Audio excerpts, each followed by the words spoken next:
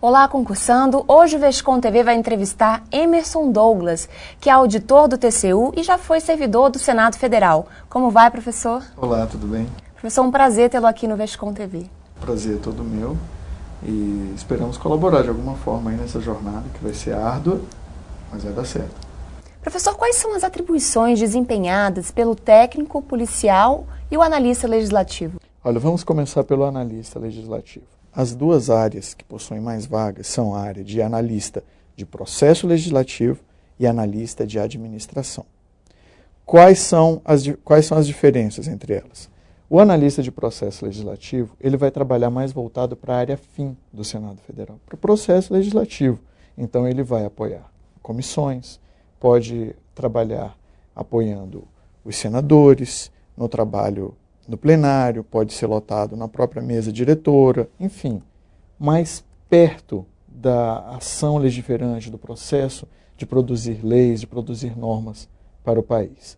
Agora, há quem goste menos desse burburinho do processo legislativo e prefira uma atividade mais centrada, mais tranquila. Aí o recomendável seria analista de administração. E a grande vantagem, não exige diploma em administração. É normal nesse tipo de concurso, que não exige diploma para administração, o Conselho Federal de Administração tentar entrar na justiça para modificar, para exigir o diploma, mas eles não têm obtido êxito.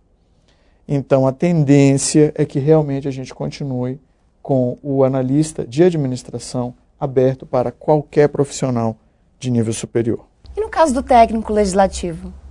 Bom, o técnico você tem, vamos dizer assim, áreas bem específicas também. Você tem o técnico de processo legislativo e o técnico de administração, que são similares aos cargos de analista. Então vamos dizer, o técnico de processo legislativo também vai trabalhar mais próximo do processo legiferante e o técnico de administração vai trabalhar mais com licitações, contratos, nomeações de servidores, ou seja, vai trabalhar fora dos holofotes, vai trabalhar fora do burburinho que é normal numa casa legislativa, com muita imprensa, com muita gente circulando. Quem for trabalhar na parte administrativa não tem muito isso, fica mais resguardado, vamos dizer assim. Tem gente que prefere. Já o policial legislativo é para circular, é para andar pelo Palácio do Congresso Nacional, é para ver o que está acontecendo, ficar em pontos estratégicos, né, verificando eventuais suspeitos. O policial legislativo tem a exigência que assusta muitos candidatos, que é a questão da prova física. Mas eu diria o seguinte, realmente quem estiver sem condição física nenhuma, talvez não valha a pena, porque são só 2 meses para se preparar. Agora, quem tem uma condição física razoável, ainda que esteja sedentário, na vontade, na garra, às vezes consegue.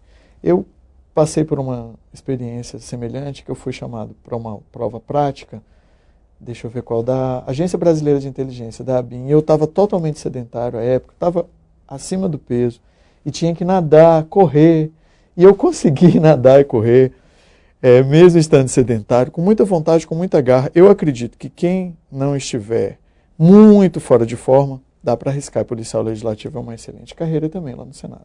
Quais são as vantagens de ser um servidor do Senado Federal? Você está no centro do poder da República. Você está trabalhando próximo a pessoas poderosas, pessoas experientes, ex-governadores, ex-presidentes da República, às vezes. E o mais importante, que é o grande interesse da maioria dos candidatos, a remuneração. Uma remuneração para nível médio de R$13 mil no inicial não é nada mal, nada ruim. E 18 mil para analista e 23 para consultor, realmente o grande atrativo do concurso do Senado Federal é a remuneração. Agora, pelo menos pela experiência que eu tive lá, fiquei pouco tempo no Senado como analista de processo legislativo, mas a minha experiência foi positiva e eu, sem dúvida alguma, que recomendo o ambiente de trabalho, pelo menos que eu conheci, que foi a Comissão de Ciência e Tecnologia, excelente, uma equipe muito boa e não tenho do que reclamar. Quais são as características da banca examinadora que é a Fundação Getúlio Vargas? Olha, a Fundação Getúlio Vargas, felizmente, para o concursando, é uma, vamos dizer assim, uma banca confiável. É uma banca que tem muita tradição, que já está há muitos anos no mercado, fez uma prova do Senado Federal muito recente, que foi a prova de 2008. Então a gente não espera sustos. Às vezes uma banca desconhecida não quer dizer que a prova não vai ser boa, mas a gente fica com o pé atrás, né? A gente fica receoso. Quanto à banca FGV, o candidato não deve ficar preocupado.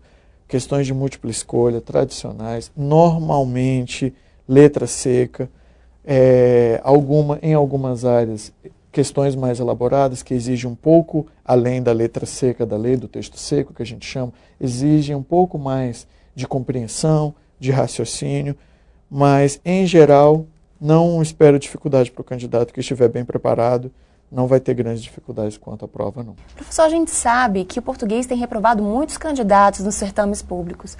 Qual a importância nesse edital do Senado Federal de estudar português? Olha, a primeira importância é que português é a base para todas as matérias. Se você tem uma boa interpretação de texto, se você tem uma boa base em gramática, você vai ter uma compreensão melhor em todas as outras disciplinas. Além disso, para os cargos de técnico legislativo e de policial legislativo, português tem peso 2. Ou seja, cada acerto são 2 pontos. Já para analista, português tem peso 1. Mas como nesta prova você tem que ir bem em todas as disciplinas, menos de 50% em qualquer disciplina significa reprovação. E ninguém quer isso. Então, uma boa base em português é fundamental para que o candidato tenha como evoluir melhor nas demais disciplinas. É possível candidatar-se a mais de uma vaga, assim, com relação aos turnos? Está compatível? De manhã serão as provas de técnico legislativo, policial legislativo e consultor do Senado. De 8 da manhã até 1 da tarde. Sendo que, para os cargos de técnico e policial legislativo, há 2 redações, né? Uma questão discursiva e também uma redação propriamente dita. Então, precisa realmente dessas 5 horas. Para o consultor não tem, nesta fase, redação, tem só a prova que também vai durar 5 horas. Ou seja, de cara, o candidato tem que escolher se vai fazer ou para técnico ou para consultor. À tarde, quem fez de manhã pode fazer também, porque as provas começam às 3 da tarde e vão até às 8h30 da noite. À tarde, só os analistas. Aí cada um vai escolher o que é melhor fazer. Se dá para fazer prova de manhã e à tarde, se aguenta os 2 períodos, ou se vai optar de fazer apenas um só. Agora, para o Senado Federal, eu acho que vale a pena tomar um café, fazer um lanche reforçado e de manhã e à tarde, porque são cargos muito bons e vale a pena um esforço extra, um esforço hercúleo para quem sabe daqui a pouco você ser servidor do Senado. Professor, muito obrigada pela entrevista. Para você que tem interesse em seguir carreira dentro do Senado Federal, é importante ficar atento às datas. As inscrições permanecem abertas entre os dias 26 de dezembro e 5 de fevereiro. A taxa de participação no certame é de R$ 180 para técnico legislativo e policial legislativo, R$ 190 para analista legislativo e R$ 200 para consultor. As provas vão ocorrer no dia 11 de março. Por hoje, o Vescom Notícias fica por aqui. E até a próxima!